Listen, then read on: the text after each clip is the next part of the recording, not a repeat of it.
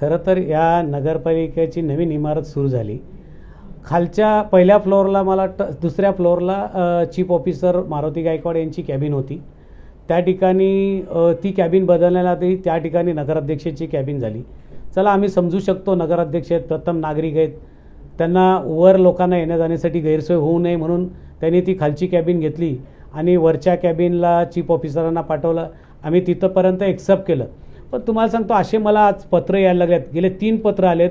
2 दिवस झाले सातत्याने लोकांचे पत्र येतात कुरिअरनी माझ्या घरी. काय परिस्थिती अशी आहे की 2 दिवस झाले यांनी, मी बघितलं, आजही जाऊन बघितलं, नगर रचनामध्ये संभाजी शिंदे नियोजन सभापती यांची पार्टी लावली, जिथे नगर रचनामध्ये त्या ठिकाणी मेहत्रे नावाचे अधिकारी बसत होते. त्यानंतर बांधकाम डिपार्टमेंटमध्ये रमेश सोलशे बांधकाम सभापती यांची पार्टी लावली. कुठपत योग्य आहे? अरे नगरपालिकेत नगर अधिकारी जे काम करत असतात, ते काम करत असताना आपल्याला 6व्या फ्लोअरवर जे काही लोकप्रतिनिधी आहेत त्यांचं 6व्या फ्लोअरला काम चालू आहे. 1-1.5 महिना वेळ लागेल. थोडा थांबा ना. तुम्हाला इतकी घाई काय झाली? तिथे तुम्ही पाट्या लावल्यात. तुम्ही जर तिथं बसलात तर त्या बिचाऱ्यांना काम करत असताना काही अडचण येऊ शकते. अडचण ही येऊ शकते की बाबा त्या ठिकाणी कुठलाही लोकप्रतिनिधी बसला असताना लोकांची ये जा असते, त्यामुळे त्या अधिकाऱ्याला काम करताना डिस्टर्ब होतंय. आज तिथं त्या अधिकाऱ्यांची गलचेपी चालली आहे थोडक्यात नगरपालिकेत, की मला बऱ्याच लोकांनी भेटून सांगितलं, त्यांची मी नावं नाही सांगणार, पण सांगितलं साहेब काहीतरी याच्यावर आवाज उठवा. एकाने तर मला हे 4 पानाचे पत्र पाठवलं आहे आणि हा भाजपचाच माणूस आहे ज्यांनी मला पत्र पाठवलं आहे. त्यांनी सांगितलं माझं नाव सांगत नाही पण तुम्हाला पाठवतो हे पत्र. अशा परिस्थितीत लोक पत्र पाठवून तक्रारी करायला लागले की मनमानी कारभार सुरू झाला आहे नगरपालिकेत, तुम्ही लक्ष द्या. तुम्ही आमदार साहेबांनाही कळवा. मी आज आमदार जी किसन कतोरे साहेब यांना एक पत्र पाठवलेलं आहे. शिवसेनेच्या पराभवामुळे शिवसेना थोडीशी त्या ठिकाणी विचलित झालेली आहे आणि त्या विचलितपणामुळे कुळगाव बदलापूर नगरपालिकेचा जो सध्याचा कारभार गेल्या 1-1.5 महिन्यापासून चालला आहे, अतिशय पारदर्शक पद्धतीने कारभार करणं, नागरिकांच्या प्रश्नांना उत्तरं देणं, अधिकाऱ्यांना जाबजाब विचारणं, ह्या सगळ्या गोष्टी या शिवसेनेच्या नगरसेवकाला सहन होत नाहीत असं मला वाटतंय. तुकाराम म्हात्रेंच्या बाबतीमध्ये मी पाहिलं की मी त्यांच्यावर 5 वर्ष पण काम केलेलं आहे. पूर्वी मधल्या प्रशासकीय राजवटीत पण ते त्या ठिकाणी होते. तर या बाबतीमध्ये महत्त्वाचा विषय आहे की कुळगाव बदलापूर नगरपालिकेच्या इमारतीमध्ये ज्या वेळेला ही उद्घाटन केलं गेलं त्यावेळेला या इमारतीचे फक्त 3 मजलेच त्या ठिकाणी पूर्ण होते आणि उर्वरित मजले पूर्ण नव्हते. या नगरपालिकेचं 42 कोटी रुपयांचं काम आहे. हे कामसुद्धा ठेकेदाराला कुणामार्फत देण्यात आलं हे तुम्हाला सगळ्यांना कल्पना आहे. तर त्याच्यामुळे ज्या वेळेला 15 ऑगस्ट 2024 रोजी राज्याचे आदरणीय त्या तत्कालीन मुख्यमंत्री एकनाथजी शिंदे साहेब आणि सध्याचे उपमुख्यमंत्री यांच्या हस्ते त्याचं ओपनिंग केलं गेलं, त्यावेळेला त्याचे 3 मजले त्या ठिकाणी पूर्ण होते. अर्धवटरित्या त्या इमारतीचं घाईघाईमध्ये उद्घाटन उरकण्यात आलं. त्यांना असं वाटलं की आता निवडणुका लगेच लागतील आणि त्याचा आपल्याला क्रेडिट घ्यायला पाहिजे, हे शिवसेनेला त्यावेळेला वाटलं. त्यावेळेला सुद्धा त्या समारंभामध्ये काय प्रकार झाला हे सगळं तुम्ही त्या ठिकाणी पाहिलेलं आहे. आणि त्याच्यानंतर कुळगाव बदलापूर नगरपालिकेच्या निवडणुका झाल्या. निवडणुकांच्या वेळेला प्रशासनाला नोव्हेंबर महिन्यामध्ये ही गोष्ट माहिती होती की आता साधारणपणे पुढच्या 1.5 महिन्यामध्ये या ठिकाणी लोकप्रतिनिधींची राजवट येणार आहे, नगराध्यक्ष बसणार आहेत, उपनगराध्यक्ष बसणार आहे, सभापती बसणार आहे, सभागृहाची गरज आहे. परंतु कुठलंही काम पूर्ण न करता त्या ठिकाणी अर्धवट काम करून या ठिकाणी प्रशासनाने कारवाई केली नाही. झालं काय, नगराध्यक्ष 21 तारखेला निकाल लागला. निकाल लागल्याच्या नंतर नगराध्यक्षांना पुढच्या 2 दिवसामध्ये कारभार घेण्याचे आदेश त्या ठिकाणी होते. त्या अनुषंगानं नगराध्यक्षांनी त्यावेळेला सीओनी सुद्धा नगराध्यक्षांची केबिन तयार केलेली नव्हती. सीओ नसताना नगराध्यक्षांना तसा त्या ठिकाणी आदेश ज्यावेळेला देण्यात आला त्यावेळेला ते बाहेर होते. मग शेवटी नगराध्यक्ष बसणार कुठे? नगराध्यक्ष हे कुळगाव बदलापूर नगरपालिकेचं थेट नगराध्यक्षपद हे संविधानिक पद आहे आणि महत्त्वाचं आहे की आज 5 लाख लोकसंख्येच्या या शहरामध्ये जर लोकांना त्या ठिकाणी समस्या मांडायच्या असतील तर नगराध्यक्षांकडे येणं गरजेचं होतं. त्या अनुषंगानं पहिल्या माळ्यावरचं ते सभागृह घेण्यात आलं. या इमारतीची निर्मिती करतानाच खरं तर लोकप्रतिनिधींच्या सगळ्या केबिन्स या पहिल्या माळ्यावर घ्यायला पाहिजे होत्या. आता नगराध्यक्ष पहिल्या माळ्यावर बसतात, मुख्याधिकारी 6व्या माळ्यावर गेले.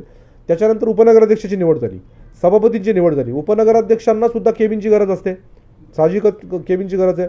ती केबिन पण तयार केली गेली नव्हती. ती उपनगराध्यक्ष बसल्यानंतर त्या ठिकाणी 6व्या माळ्यावर मुख्याधिकाऱ्यांच्या शेजारी त्या ठिकाणी ती केबिन तयार करण्यात आली. सभापतींची निवडणूक 16 जानेवारीला झाली. 16 जानेवारीपर्यंत यांना मधल्या कालावधीमध्ये 1 ते 1.5 महिन्यांचा कालावधी होता. संबंधित ठेकेदाराकडेच ते काम होतं संपूर्ण. त्या ठेकेदारांनी बिल न दिल्यामुळे किंवा त्यांच्या प्रशासनाचे काय अंतर्गत डिस्प्यूट झाल्यामुळे त्या ठिकाणी ते काम पूर्ण केलं नाही. सभापतींनी बसायचं कुठे? मग ज्यावेळेला आम्ही 16 तारखेला आमची निवड झाली त्यावेळेला आम्ही प्रशासनाकडे या बाबतीमध्ये जाब विचारला की आम्ही बसायचं कुठे. त्यावेळेला प्रशासकीय अधिकाऱ्यांनी आम्हाला क्लिअर सांगितलं की संबंधित विभागामध्ये तुमची बसण्याची आम्ही व्यवस्था करतो. संबंधित अधिकाऱ्यांना आम्ही सांगितलं की तुमच्या त्या नगररचनामध्ये एका ठिकाणी जागा उपलब्ध आहेत त्यांच्यासाठी, ती जागा तुम्ही त्या ठिकाणी जा, त्यांना बसवा आणि तुम्ही त्या ठिकाणी तुमचं कामकाज त्या केबिनमधनं चालू करा. मुख्याधिकाऱ्यांच्या कन्सेंटनीच आम्ही त्या ठिकाणी ते काम केलं. त्याच्यामुळे तुकाराम म्हात्रेंकडे कुठला अधिकारी गेला, कोण भारतीय जनता पक्षाचा कार्यकर्ता गेला, याचा खुलासा त्यांनी करणं गरजेचं आहे.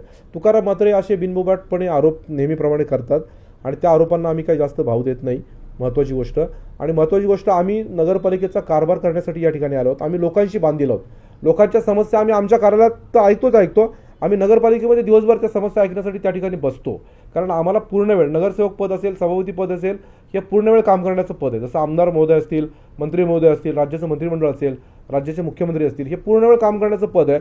तसं नगरपालिका ही या शहराची एक संसद आहे आणि या ठिकाणी पूर्ण वेळ काम करणं लोकप्रतिनिधींकडून अपेक्षित आहे आणि त्या ठिकाणी जागा उपलब्ध करणं हे प्रशासनाचं कर्तव्य आहे. तर मला तुकाराम म्हात्रेंना एकच सांगायचं की जागा बळकावणे ही भारतीय जनता पक्षाची संस्कृती नाही. आम्ही त्या अधिकाऱ्यांना क्लिअर कट सांगितलं आहे की आमच्या केबिन तयार करून द्या. आमच्या केबिन तयार केलं ती बांधकाम खात्याची जबाबदारी आहे. त्याच्यानंतर आम्ही त्या ठिकाणी शिफ्ट होऊ. तोपर्यंत आम्ही लोकांच्या समस्या ऐकण्यासाठी त्या ठिकाणी बसू आणि आम्ही त्या ठिकाणी उपस्थित असताना त्या अधिकाऱ्यांना काम करायला डिस्टर्ब होतो, हे तर नवीनच संशोधन तुकाराम म्हात्रेंनी काढलं. त्यांना काय डिस्टर्ब व्हायला पाहिजे? ज्यावेळेला मंत्रालयामध्ये मंत्री काम करतात, मंत्रालयामध्ये मुख्यमंत्री काम करतात, त्या ठिकाणी सचिव पण मंत्रालयात बसतात. मग मंत्रालयामध्ये मंत्री बसतात म्हणून सचिवांना त्रास होतो का? असं कधी होत नसतं. तुकाराम म्हात्रेंना अजून खूप संविधानिक अभ्यास करण्याची गरज आहे असं मला त्या ठिकाणी वाटतं. असे बिनबुबाट आरोप करू नयेत आणि आम्ही कुठल्याही अधिकाऱ्यावर बळजबरी केलेली नाही. प्रशासनानेच आमची त्या ठिकाणी व्यवस्था केलेली आहे. आता केबिनचं काम चालू आहे. पराभवाच्या याच्यातनं, मानसिकतेतनं या ठिकाणी वेगवेगळे आरोप करणं, तुम्ही नगरपालिकेचा कारभार कसा चाललाय तो बघा, त्याच्यातनं काही त्रुटी काढायच्या असतील त्या काढा. आम्ही त्या ठिकाणी पूर्ण वेळ बसतोय कारण नगरपालिकेमध्ये 5 वर्ष प्रशासकीय राजवट होती. आता नगरपालिकेमध्ये लोकप्रियची राजवट आली आहे. आम्ही 5 वर्षाचा सगळा रिव्ह्यू घेतोय की आज नगरपालिकेची आर्थिक परिस्थिती काय आहे, नगरपालिकेमध्ये किती ठराव मंजूर झालेत, नगरपालिकेमध्ये कुठली कामं मंजूर झालीत, आता कुठल्या कामांची त्या ठिकाणी प्रायोरिटी घ्यायला पाहिजे. या अनुषंगाने आम्ही नगरपालिकेत वेळ देतो. तुम्ही पण या, तुम्ही पण माहिती घ्या.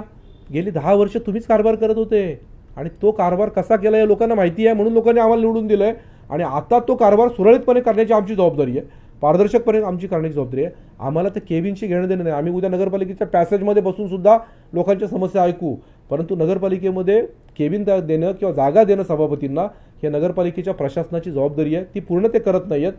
आम्ही प्रशासनाच्या कन्सेंटनीच त्या ठिकाणी त्या केबिन ताब्यात घेतल्या आहे. त्यामुळे असे बिनबुबाट आरोप करू नका आणि तुम्हाला एखाद्या मुद्द्यावर चर्चा करायची असेल तर समोरासमोर येऊन चर्चा करा, डिबेट करा. सभागृहामध्ये एक रिस्पेक्ट असो प्रत्येक गोष्टीचा, त्याच्याप्रमाणे डिबेट करा आणि त्या डिबेटमध्ये काय निर्णय होतात ते त्याच्याप्रमाणे हे करा. केबिन कुठल्या घेतल्या, कोण कुठे बसतं, कोण सभागृहाच्या मिटिंगला कोण अनुपस्थित राहतं. आतापर्यंत पत्रकारांना अलाउड नव्हतं. आम्ही पत्रकारांना सुद्धा अलाउड केलंय की तुम्ही विषय समितीच्या सभांना सुद्धा पत्रकार येऊन बसतात, शूटिंग करतात.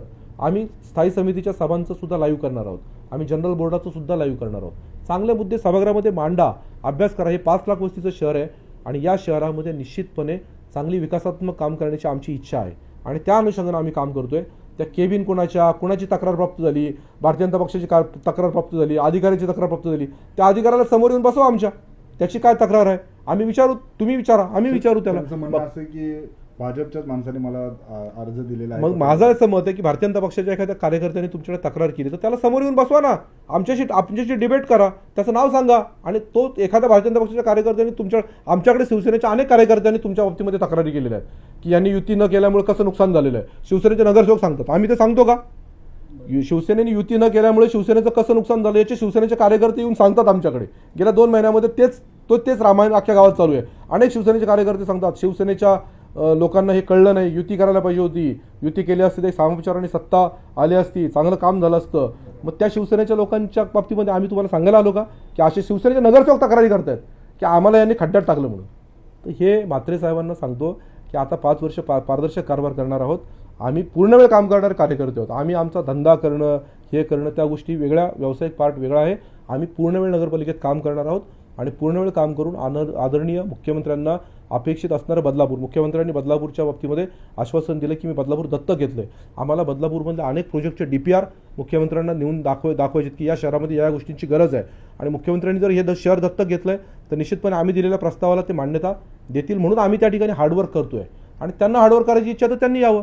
आमचे एक आता अभियंते नगरसेवक आहेत, ते मला नेहमी फोन करतात, दादा त्या ह्याच्या बाबतीमध्ये बजेटच्या बाबतीमध्ये आपण चर्चा करूयात. त्यांना मी वेलकम, तुम्ही या चर्चा करूयात. तुमच्या कार्यालयात बोलायचं असेल तर तिथं या, आम्हाला बोलवा, आम्ही तिथं येऊन चर्चा करू.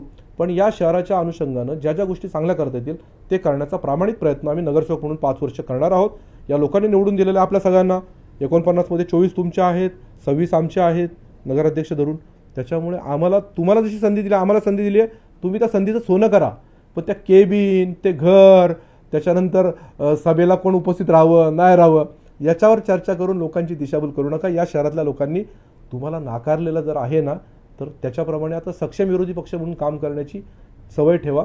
पुढच्या काही दिवस तुम्हाला ती सवय निश्चित लावायला लागेल. पण आम्ही तुमच्याबरोबर निश्चितपणे तुमचा पाठिंबा कधी घेऊ, तुमच्या सूचनांचा चांगला सूचना घेऊ, तुमच्याकडनं काही मार्गदर्शन असेल तर ते घेऊ, तुमच्याकडनं काही प्रस्ताव चांगले असेल तर ते घेऊ.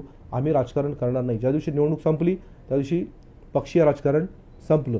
आता पूर्ण सगळे सदस्य हे नगरपालिकेचे सदस्य आहेत आणि त्यांच्याकडनं सूचना घेणं हे आमचं कर्तव्य आहे. तुम्हाला एक उदाहरण सांगतो. परवा दिवशी पाणीपुरवठ्याच्या समितीच्या सभेमध्ये अरुण सुरवळ हे बसले होते. त्यांच्या एरियामध्ये पाण्याचा शिरगावमध्ये प्रचंड प्रॉब्लेम असतो. अरुण सुरवळ हे पाणीपुरवठा समितीचे सदस्य नाहीत. त्यांनी त्या दिवशी अनेक मुद्दे मांडले. मग अरुण सुरवळ हे कुठल्या पक्षाचे सदस्य आहेत? शिवसेना या पक्षाचे अधिकृत सदस्य आहेत. मग ते त्या सभेला आले, त्यांनी सूचना मांडल्या. मग त्या सूचनांना आम्ही आवेरलं का? नाही. वेलकम. हे तुकाराम म्हात्रेंनी या सगळ्या गोष्टींचा अभ्यास करावा. रोहन पाटील साहेबांनी या सगळ्या गोष्टींचा अभ्यास करावा आणि तुकाराम म्हात्रेंनी केबिन बिबिन हे ना याच्यावर जाऊ नये. बळकावण्याची संस्कृती आमची नाही, बळकावण्याची संस्कृती कोणाची आहे हे संपूर्ण जगाला माहिती आहे. त्यामुळे आम्ही त्याच्यात जाणार नाही. आम्ही पारदर्शकपणे कारभार करणार आहोत आणि आम्ही सामोपचाराने आदरयुक्त पद्धतीनेच काम त्या ठिकाणी करणार आहोत.